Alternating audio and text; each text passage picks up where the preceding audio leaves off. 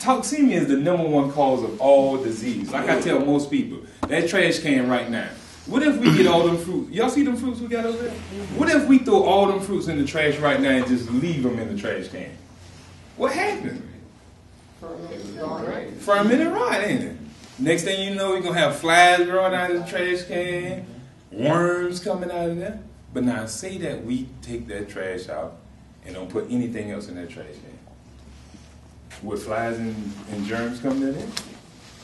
So we're going to admit that germs don't come to anything that's clean. It only goes to that which has become filthy. Right? So it's the same thing, it's the same concept with the body. You're supposed to be healthy. It's natural for you to be healthy. It's nothing that can destroy you. You can destroy anything out here. Because think about it. If we scared of germs, all this washing hands we do, if we scared of germs all the way around, as soon as you wash your hands, the germs right back up there. If you think about it. Because germs everywhere. If you wave your hand, you just wave a bunch of germs on your hand. And who say that them germs is supposed to, when they supposed to activate? What makes a germ say, hey, I just want to activate it and jump into this person and make them sick? Does that sound crazy? And then we take medicine. We got to go back to this medicine. Why I talk about the medicine so much is because I consider medicine is a type of voodoo. And I say it straight like that. It's a type of voodoo. Because somebody's going to give me something saying that this is going to cause my body to do something of some kind of effect. Does that not sound like the shaman priest back in the days? They'll hook up a concoction. Somebody will say, hey, I got some problem in my arm. What they'll say? That's the evil spirit in your arm. Chop it off. Or something like that. Or take this concoction I mix up for you. It'll make you feel better. But what does medicine do? Let me give y'all a little concept. I'm going to give y'all a little concept of this thing called nerve energy. Nerve energy is a low-grade energy that is stimulated from the brain.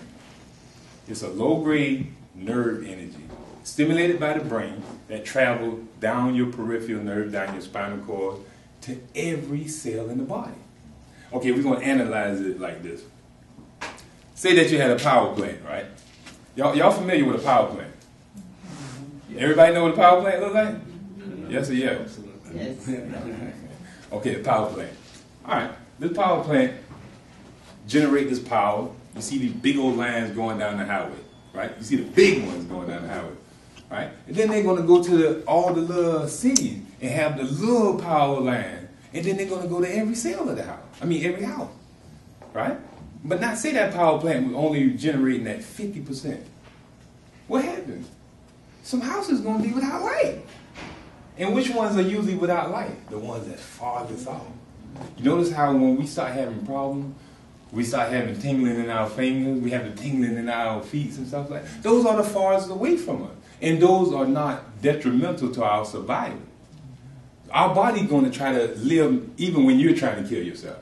Try to stop breathing right now, everybody. And see who can just do it. Stop your heart from breathing, anybody. Tell your blood to go the opposite direction one time. Can you do anything into your body right now? You can't control no process in there. All you're doing is experiencing this life. Everything else, God got this going on without your knowledge. But you can grieve that spirit as well. And he talks about that in Scripture. You can grieve the spirit. He's trying constantly to keep you going. Everything you put in your body, when you put something cold in your body, he'll warm it up. Well, you don't kill yourself. You know, this thing, we got to maintain homeostasis. This word homeostasis is keeping life. We got to be at like 98 degrees. We can't be at, getting down in the 80s or going up at 118 like our foods that we cook. Anytime we cook food, we destroy the enzymes in there. Anytime you eat something cooked, you destroy the enzyme. And what are you? When God breathed in Adam, what he said, you have become a what? A living being, a living soul. So how are you going to build yourself with dead material? You destroy it when you cook it. Or it's stuff that's been on the shelf forever. Think about it. If it's able to live on the shelf, it can't be living. And they got this thing called radiation there. Y'all familiar with the radiation thing? Where they can have a piece of steak that don't even have to go in the refrigerator. They can sit on the shelf for a year or two without spoiling. No bacteria or virus will come to it or anything like that. But it's supposed to be healthy for you to eat. Think about that, man. It's going to kill every organism, living organism on that food, where nothing would go and attack that food. But then you, a living organism, got to eat it. Does that make sense? Let's talk about the milk, then. The milk we drink.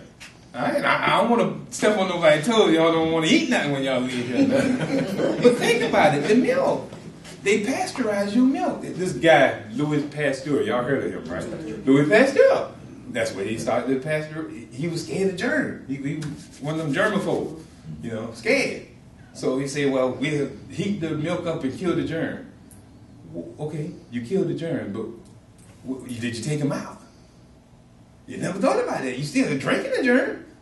And it might not be living in the milk, but you're still drinking it. You're swallowing it. They don't strain it. How can they take germs out of the milk? All they do is heat it up, put it in a bottle, and send it to you. The germ's still there. They say it's dead. They don't even know. But the concept, why do we even drink milk? And why do we go to another beast and not even back to our mother, who we are fitted to drink the milk from? But we go to a whole nother animal. Why is there even a cow?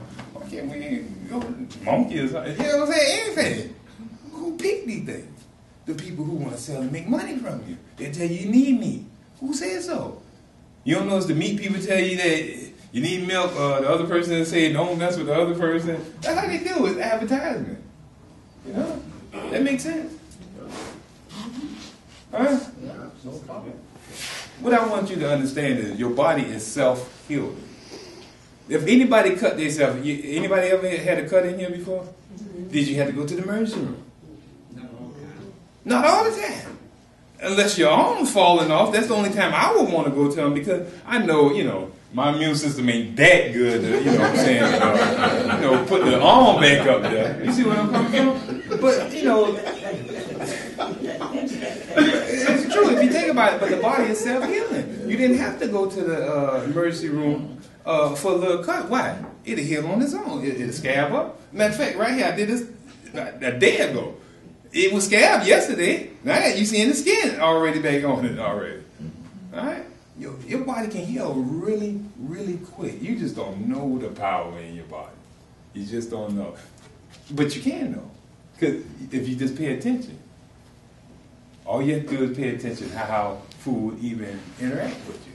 Pay attention to how the food shapes. If you notice how we've been told how to eat, they have the basic the basic food group where you eat the bread, the meat, the cheese, the fruits and vegetables. That's a bunch of concoction of stuff. What animal in nature you know does that?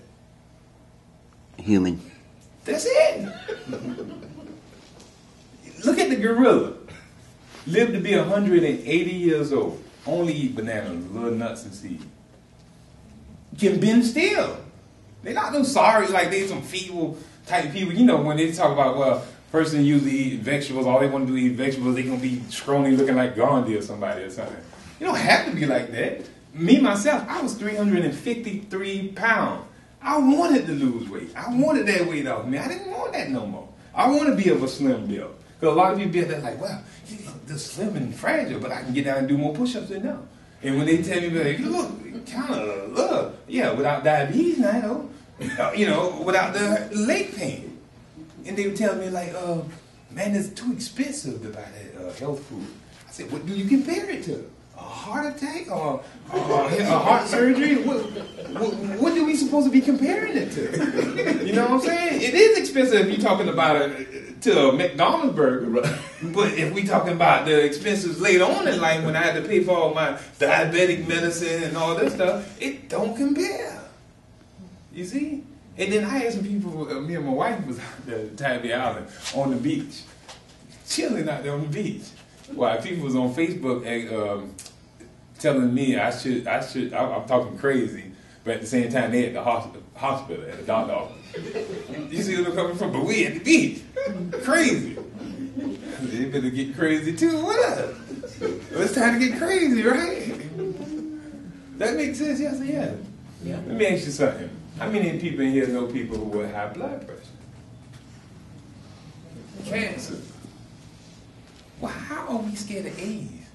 And I seen more hands raised up on cancer and diabetes and high blood pressure. That's what we should be scared about. Those are what's killing people. AIDS ain't really, well, I'm going to say AIDS never kills nobody because I know the whole concept. It might sound strange to y'all. But the concept of me, AIDS ain't killed nobody.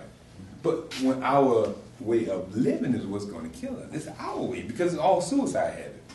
Because we can do things, when we die, it's going to be our own fault, in other words. And I'm saying it like that because it's because of our excess. You say our lust. We're going to do whatever we want to do in excess that's going to cause us to really destroy ourselves. But we can curtail that by knowing the right things to do. And that's what I'm going to talk about now.